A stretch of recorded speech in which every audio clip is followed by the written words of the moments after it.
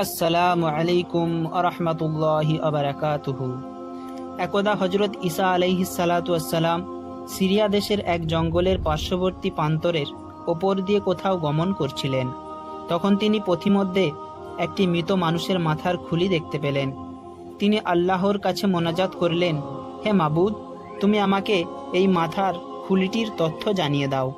হজরত ঈসা আলাইহিস সালাতু ওয়াসসালামের মোনাজাতের উত্তরে আল্লাহ তাআলা বললেন, তুমি ওই খুলিটিকে জিজ্ঞেস করলেই ও সব কিছু জানতে পারবে। তখন হজরত ঈসা আলাইহিস সালাতু ওয়াসসালাম খুলিটিকে বললেন, হে খুলি, আল্লাহর হুকুমে তুমি আমার প্রশ্নের উত্তর দাও। সাথে সাথে খুলির ভেতর হতে আওয়াজ বের হলো, লা ইলাহা ইল্লাল্লাহ ঈসা রুহুল্লাহ। অতঃপর খুলিটি বলল, হে আল্লাহর নবী, আপনি কি জানতে চান? জিজ্ঞেস করুন। হজরত ঈসা আলাইহিস সালাতু ওয়াসসালাম তার নিকট জিজ্ঞাসা করলেন, বলতো, তুমি কি পুরুষ না মহিলা, পাপী না পুণ্যবান, ধনী না দরিদ্র, লম্বা না খাটো, আর দাতা না বখিল ছিলে? তোমার নামটাই বা কি ছিল? তখন খুলি উত্তর দিল, হে আল্লাহর নবী, আমি দুনিয়াতে জীবিত থাকা অবস্থায় জৈন এক বাদশাহ ছিলাম। আমার নাম ছিল জমজমা। আমি দানশীল এবং নেককার ছিলাম। আমার আকৃতি ছিল লম্বা। আমার অসংখ্য ধনসম্পদ ছিল। কোনো বিষয়ে আমার কোনো দুঃখ ছিল না। রক্তবর্ণ পোশাকে সজ্জিত 5,000 অতি সুন্দর যুবক আমার গোলাম ছিল। আমার 500 নফর সুদক্ষ গায়ক ছিল। হাজার হাজার সুন্দরী যুবতী নর্তকী গায়কদের গানের তালে তালে নৃত্য করত। হে আল্লাহর নবী, আমার জীবনে আমোদ প্রমোদ ও জাঁকজমকের সব কথা শোনালে আপনি বিস্ময় বোধ করবেন। আমি যখন মৃগয়ায় বের হতাম, আমার সাথে জরির পোশাক পরিহিত 1,000 অশ্বারোহী ও 4,000 সাদা পোশাক পরিহিত শিকারী গমন করত। আমার আগে পিছে 4,000 গোলাম থাকত। হে আল্লাহর নবী, আমার অধীনে শত শত বাদশাহ ছিল। আমি দিগ্জয়ে মাধ্যমে তাদেরকে আমার অধীনস্থ করেছিলাম। আমার সৈন্যবাহিনীর বিশালতা ও যুদ্ধের বর্ণনা শুনলে আপনি অবাক হবেন। আমি 400 বছর যাবৎ সার্বভৌম ক্ষমতার অধিকারী ছিলাম। আমি একজন সুপ্রসিদ্ধ যোদ্ধা এবং অসীম সাহসী বীর ছিলাম। রূপে গুণে সেকালে আমার তুল্য কেউ ছিল না। আমি প্রতিদিন 1,000 স্বর্ণ মুদ্রা গরিব দুঃখীকে দান করতাম। হাজার হাজার ক্ষুধার্তকে আমি আহার করাতাম এবং হাজার হাজার বিবস্ত্রকে বস্ত্র দান করতাম। তবে এক নিরাকার সর্বশক্তিমান আল্লাহ তাআলার নামে সে একজন আছেন, তা আমার অজ্ঞাত ছিল। আমি ছিলাম অগ্নি উপাসক। হযরত ঈসা আলাইহিস সালাতু ওয়াসসালাম পুনরায় খুলিকে জিজ্ঞেস করলেন, তুমি কতদিন আগে মৃত্যুবরণ করেছো এবং কিভাবে তোমার মৃত্যু হয়েছিল?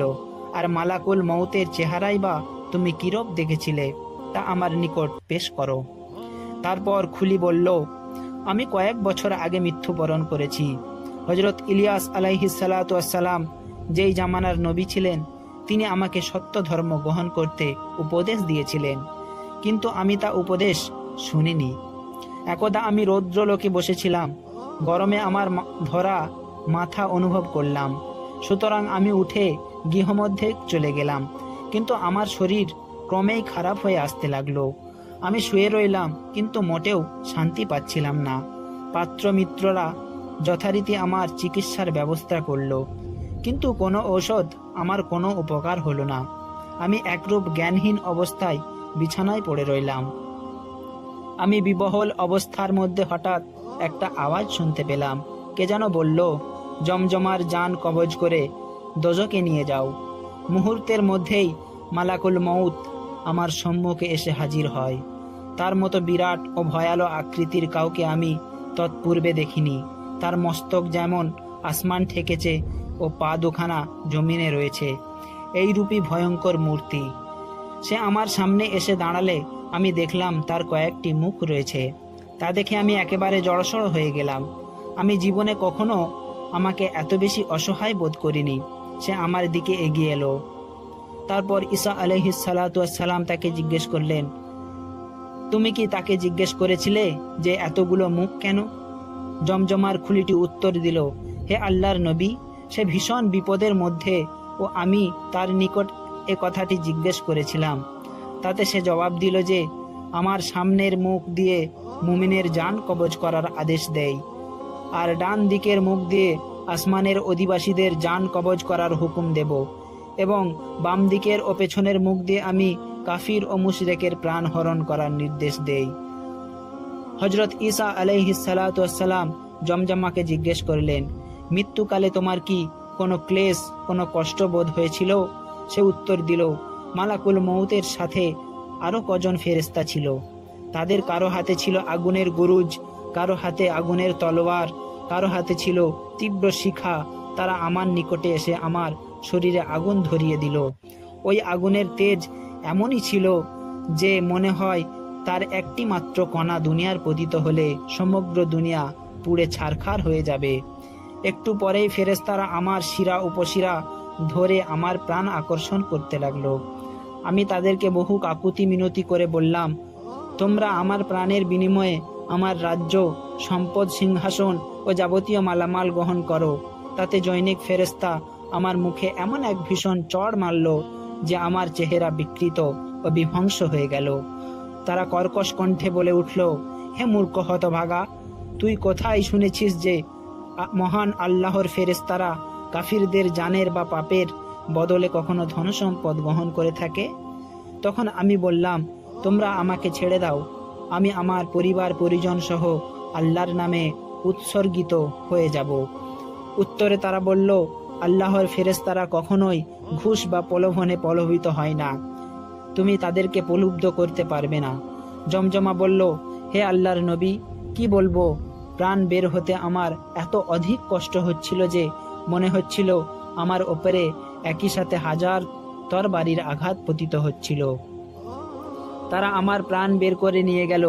এদিকে আমার দেহটিকে কবরস্থানের দিকে নিয়ে যাওয়া হলো এবং তথায় দাফন করা হলো। তা আমি তখনই জানতে পারলাম যখন আমার মৃতদেহে পুনরায় প্রাণ সঞ্চারিত হবার পর আমি জেগে উঠলাম। আমি জাগ্রত হবার পর দেখলাম আমি চারিদিক মাটি দিয়ে বেষ্টিত অন্ধকার কবরের মধ্যে আবদ্ধ হয়ে আছি। তখন ভয়ে ও কষ্টে আমি একেবারে এতটুকু হয়ে গেলাম। কিছুক্ষণের মধ্যেই দুদিকের মাটি আমাকে ভীষণভাবে চেপে ধরল। তার কষ্টের কথা বলার কোনো ভাষা আমার জানা নেই, কিন্তু দুনিয়ার কেউই আমার সেই কষ্টের কথা জানতে পারল না। এ কষ্টের দ্বারা সবকিছু শেষ হলো না। এ সময় আমার পার্থিব জীবনের দুই কাঁধে অবস্থানকারী দুই ফেরেশতা কিরামান আর কাতেবিন উপস্থিত হয়ে বলে গেল, দুনিয়াতে তুমি ভালো মন্দ যেসব কাজ করেছিলে এখন তার ফল ভোগ করতে হবে। তারপরই মুনকার ও নাকির নামক এমন ভয়ঙ্কর মূর্তির দুজন ফেরেশতা এসে উপস্থিত হলো যে ওইরূপ ভয়াবহ মূর্তি যারা কোনোদিন দেখেনি তাদের পক্ষে কল্পনাও করা সম্ভব নয়। ফেরেশতাদেরকে দেখে আমার অন্তরাত্মা শুকিয়ে গেল। তারা আমাকে উঠিয়ে বসায় ভীষণ গর্জন করে জিজ্ঞাসা করে বলল, কে তোমার প্রতিপালক? কি বলতে হবে আমার তা জানা ছিল না। তদুপরি তাদের ভয়ে অস্থির হয়ে আমি একে অজানাবশত দ্বিতীয় তাদেরকে খুশি করার জন্য উত্তর দিলাম, তোমরাই আমার প্রতিপালক, তোমরাই আমার প্রভু। এ কথা বলা মাত্রই তারা আমাকে আগুনের গদার দ্বারা এমনভাবে আঘাত করল যে আমি সে আঘাতে মাটির সাথে মিশে গেলাম। আশ্চর্য যে তথাপিও আমার প্রাণ বের হলো না। তারা আবার আমার দেহটিকে ঠিকঠাক করে পুনরায় জিজ্ঞাসা করে বলল, তোমার ধর্ম কি? আমি এর কোনো উত্তর দিতে পারলাম না। তারা আমাকে প্রচণ্ড ধমক দিয়ে আবার প্রশ্ন করল, বলো তোমার নবী কে ছিলেন? আমি প্রবল আতঙ্কের সাথে বলে ফেললাম, আমার নবী তোমরা দুজন। শোনামাত্র তারা আমাকে গদা দ্বারা এমন আঘাত করলো যে আমার হাত মাংস চূর্ণ বিচূর্ণ হয়ে তা মাটির সাথে মিশে গেল।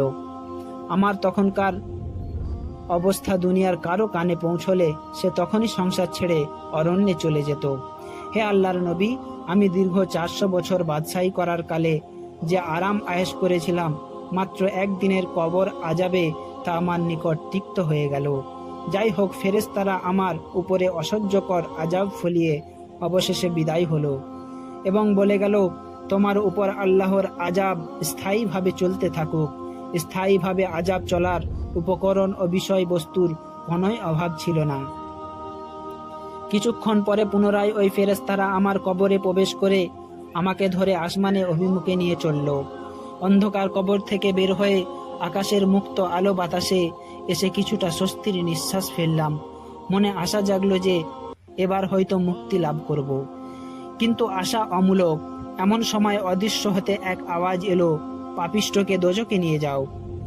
তারা আমাকে কিছু দূর নিয়ে যাবার পর একজন ভীষণতর আকৃতির, যা পূর্বোক্ত ফেরেস্তা থেকে আরো ভীতিকর, সে মালেক ফেরেস্তা, দোজকের ভারপ্রাপ্ত, সে কাছে এসেই বলল, তাকে আগুনের শিকল দ্বারা বেঁধে নাও।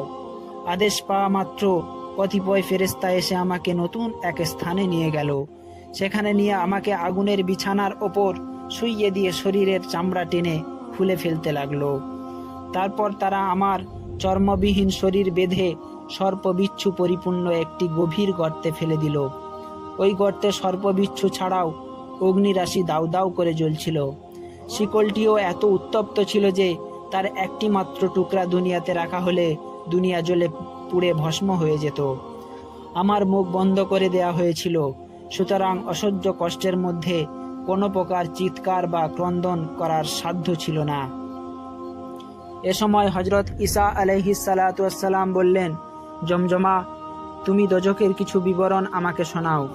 জমজমা তখন বলতে লাগলো, হে নবী, দোজখের 7টি দরজা আছে: সাইর, সাকার, জাহান্নাম, লাজা, হাবিয়া, জাহিম এবং হুতামা।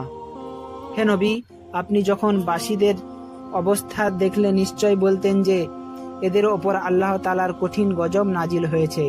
তাদের সামনে, পেছনে, ডানে বামে, উপরে ও নিচে সব দিকে দাউ দাউ করে ভীষণ আগুন জ্বলছে। দোজখীরা ক্ষুধা ও তৃষ্ণায় চিৎকার করছে। সেখানে তাদের চেহারা কয়লার মতো কালো হয়ে গেছে।